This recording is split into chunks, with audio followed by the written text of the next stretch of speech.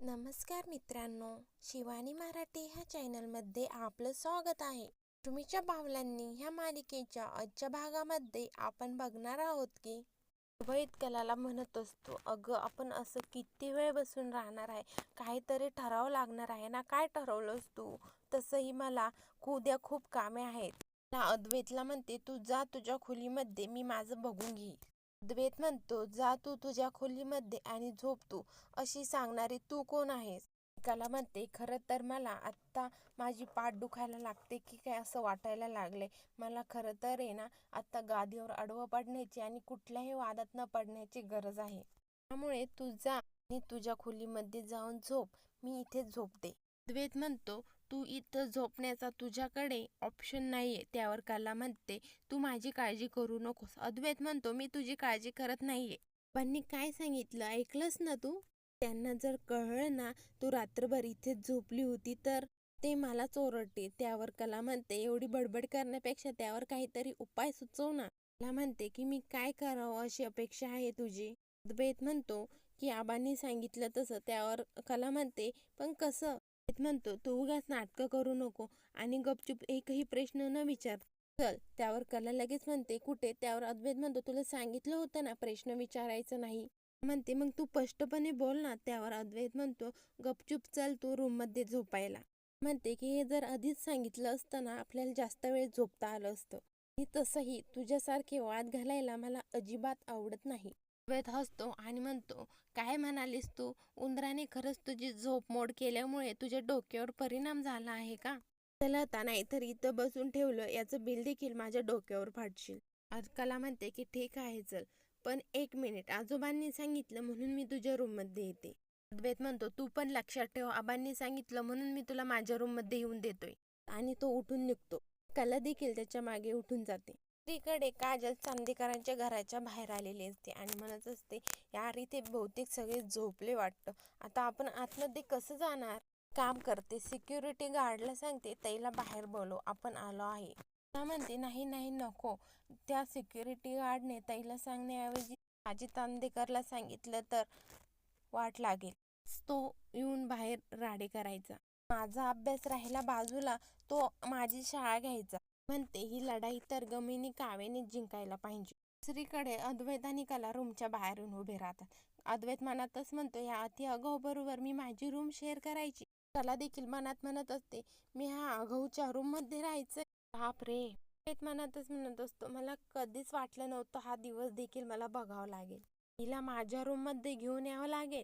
पण काही ऑप्शनच नाहीये माझ्याकडे आता. हिला माझ्या रूम मध्ये आतमध्ये घेऊन जावंच लागेल. मनातच म्हणत असते, ऐकतं हा सगळीकडे माझं माझं करीत असतो आणि आता ह्या रूम मध्ये देखील माझं माझंच ऐकून घ्यावं लागेल. पण आता दुसरा उपाय देखील नाही. अद्वैत लगेच पळत रूम मध्ये घुसतो आणि बेडवर जाऊन झोपतो आणि कलाला म्हणतो, बेडवर मी झोपणार, मी झोपलो, गुड नाईट. अद्वैतला म्हणत असते, उठ तू, तू एकटा नाहीये खोलीमध्ये. चांदेकर उठ ना. बसकन जाऊन बेडवर का पडलास? पण आहे खोलीत चांदेकर. म्हणते, चांदेकर तू शिष्ट आहे. त्यावर अद्वैत लगेच म्हणतो, शिष्ट? अद्वैतला कला म्हणते, बर तुला हवं आहे तेच ऐकणार ना. तुम्ही एवढा आवाज देत होते तरी ऐकलं नाही. म्हणतो, ऑब्विसली मी काय ऐकायचं आणि काय नाही ऐकायचं हे मीच ठरवणार. मग माझ्या रूम मध्ये येऊन मला शिष्ट म्हणणारे कोण आहेस तू? म्हणते, हे बघ, तुला जे ऐकायचं तेच तू ऐक. आधी मला पूर्ण बोलू दे, मध्ये मध्ये बोलू नकोस. ते मी म्हणत होते, तू एरवी एवढा शिष्टाचार पाळणारा तू आणि तुझ्या रूम मध्ये एक पाहुणी आली, ती उभी असताना तू असं वागलास, फार वाईट. आजोबांना उद्या कळालं की तू माझ्याशी असं वागला खोलीमध्ये, काय वाटेल त्यांना? त्यावर अद्वैत म्हणतो, आपल्या रूम मधल्या गोष्टी बाहेर न्यायची काहीच गरज नाही. तर कला लगेच म्हणते, आपली रूम? त्यावर अद्वैत म्हणतो, उगाच शब्दामध्ये पकडू नकोस. म्हणतो, मला माहिती आहे ना तुझा प्लॅन काय आहे. तू मुद्दामून मला उचवणार आणि मी चिडून उठणार. मी चिडणार आणि तू बरोबर संधी साधून माझ्या बेडवर येऊन झोपणार. मला म्हणणार, बघ आता तुला काय करायचं ते. त्यावर कला टाळ्या वाजवते आणि म्हणते, वा वा चांदेकर, किती हुशार आहेस ना तू. त्यावर कला म्हणते, मला तुला एवढंच सांगायचं होतं, मला झोपताना कपडे चेंज करायचे आहे, त्यामुळे तू बाहेर जाय, मला दुसरे कपडे घालायचे आहे. त्यावर अद्वैत म्हणतो, पण तू झोपताना हीच साडी नेसत असते ना. अद्वैत म्हणतो, ठीक आहे, तुला चेंज करायचे आहे ना, बाथरूम मध्ये जा आणि चेंज कर. खाली झोपून घेतो. त्यावर कला म्हणते, कठीण आहे.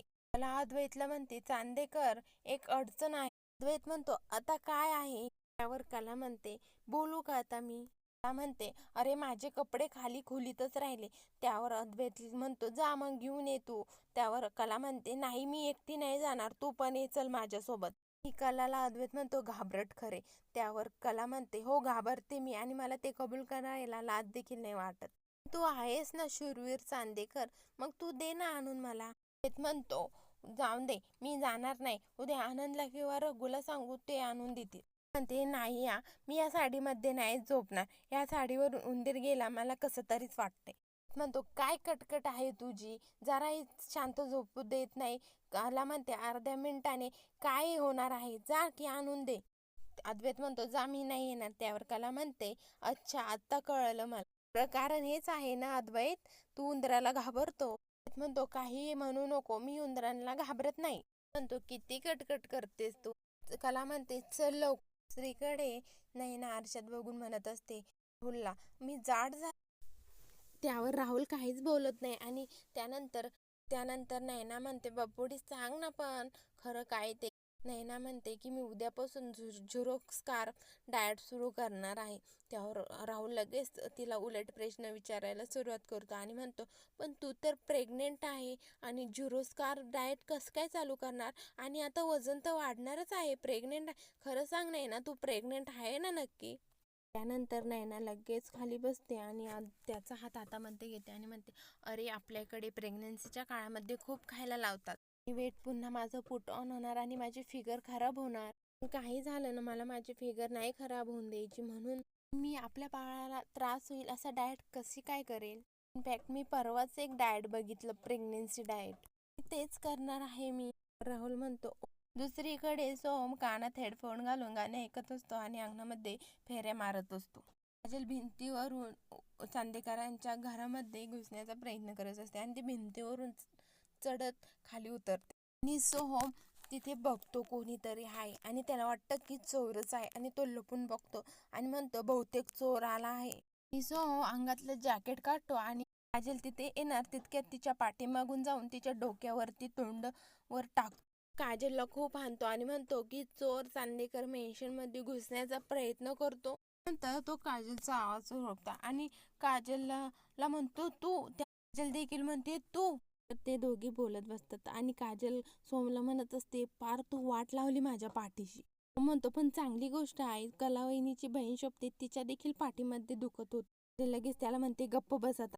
आणि सोम म्हणतो आणखी एक गोष्ट, पण तू मला आधी वाटेस तू मुलींसारखी नाहीच, पण तू किंचाळीस ना मुलींसारखी. म्हणते अरे काही काय बोलतोस, आपण नाही किंचाळ तसं मुलींसारखं. काजलला सोम म्हणतो पण तू इकडे का आलीस. त्यावर काजलला म्हणते की लहानपणापासून कलाताई माझा अभ्यास घेते म्हणून तर मी इकडे आले आणि ताईने शिकवल्याशिवाय मला काहीच कळत नाही. आणि सोहमला म्हणते तू पटकन मला कलाताईकडे घेऊन चल, म्हणजे मी तुझी कंप्लेंट पण करेल आणि अभ्यास पण करेल. बरं लवकर. त्यावर सोहम म्हणतो कठीण आहे, कलावहिनीला आज भेटणं कठीण आहे. त्यावर काजल म्हणते पण का काय झालं. त्यावर सोहम म्हणतो आज पहिल्यांदाच कलावहिनी आणि अद्वैत दादा एका रूम मध्ये झोपणार आहे. पुढील भागात आपण बघणार आहोत की कला अद्वैतला म्हणत असते अद्वैत मला पण झोपायचं आहे. त्यावर अद्वैत म्हणतो झोप ना. त्यावर कला म्हणते की अरे पण गादी कुठे आहे.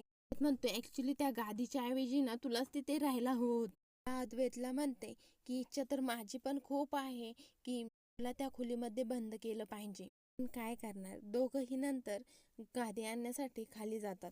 नंतर कला गादी आणण्यासाठी रूम मध्ये घुसते आणि अद्वैत बाहेरून दरवाजे लॉक करतो आणि कला बाहेरून म्हणते की अद्वैत प्लीज उघड, मला खूप भीती वाटते. अद्वैत म्हणतो तुला तर मला बंद करण्याची इच्छा होती ना खोलीमध्ये, आता बस तूच, तुला बंद करून घेतलं मी. बघूयात पुढील भागामध्ये कलाला अद्वैत रूमच्या बाहेर काढणार की नाही. पुढील भागाचे डेली अपडेट पाहण्यासाठी शिवानी मराठी चॅनलला सबस्क्राईब करा, लाईक करा. धन्यवाद.